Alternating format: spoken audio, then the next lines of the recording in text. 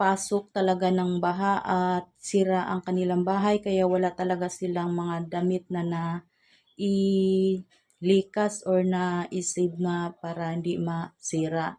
Kaya ano tayo ng kunting tulong guys, kahit papaano makakatulong ito sa kanila.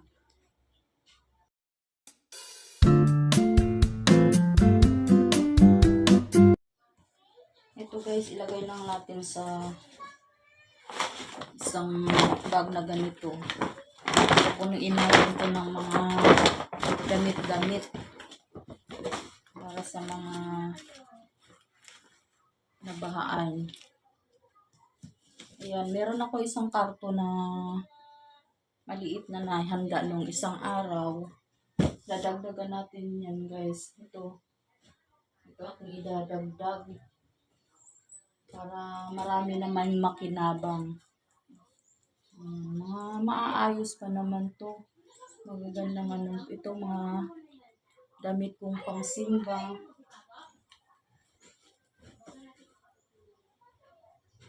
Bibigay na natin yung sobra-sobra natin mga damit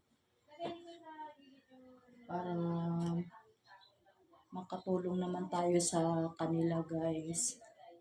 Kahit papaano. Wala man tayong cash na maitulong or meron sigurong cash pero hindi kalakihan kasi hindi naman tayo mayaman. Ano lang din tayo guys. Kaya ihanda muna natin. Mamaya to ihati doon ng aking asawa sa area. Dahil may area sila na pupuntahan tapos doon magbigayan ng mga ayuda. Kasi kawawa talaga yung guys, yung mga nabahaan. Kasi nasa pa sila, yung iba nasa evacuation pa talaga. Hindi pa nakakauwi ng bahay kasi yung iba lubog talaga yung bahay nila at nasira. Merong mga bahay na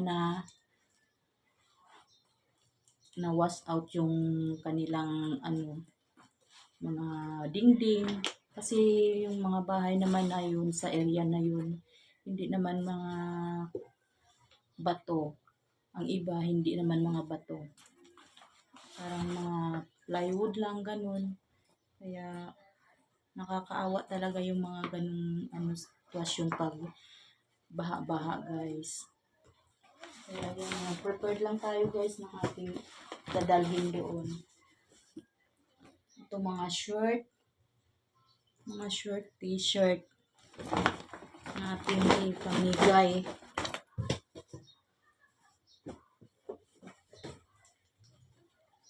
Kailangan nila to.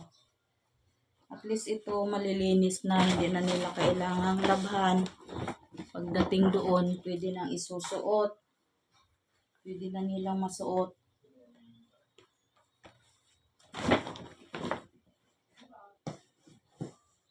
Kasi yung iba nga talaga ngayon, nagpapatuyo pa ng kanilang mga damit.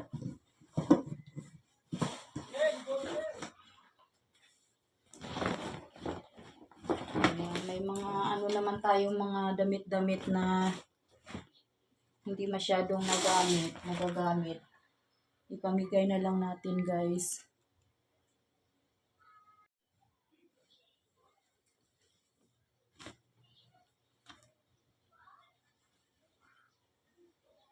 Pangalawang pagbibigay na natin to guys. Nung nakaraan na i-distribute na yun.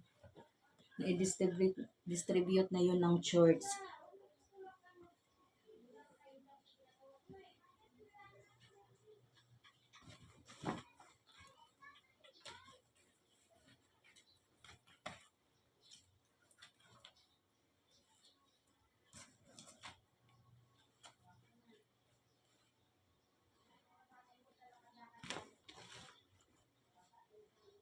Kahit papaano makakatulong man tayo sa mga nasalanta ng bagyong Karina.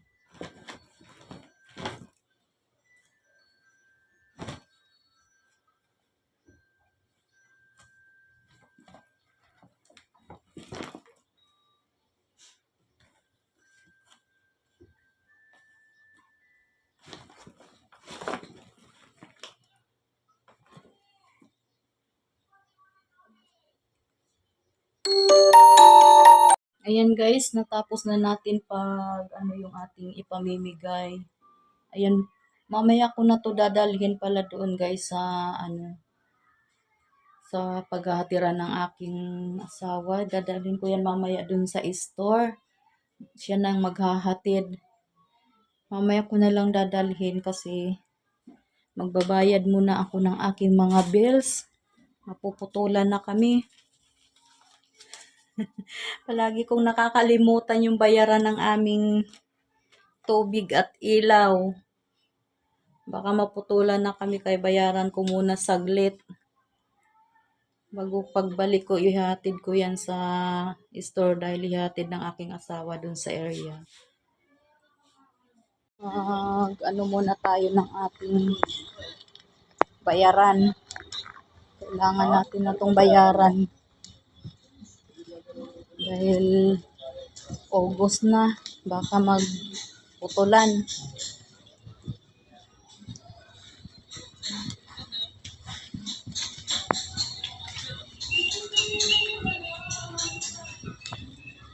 Lalakad lang ako sa punta ng bill payments. A few moments later. Ayan guys, tapos na tayo magbayad ng ating bill. Nakapagpamalingki na rin tayo. Kasi tanghali na. Inuna ko lang yung pagbayad ng bill ko kasi mahirap maputulan.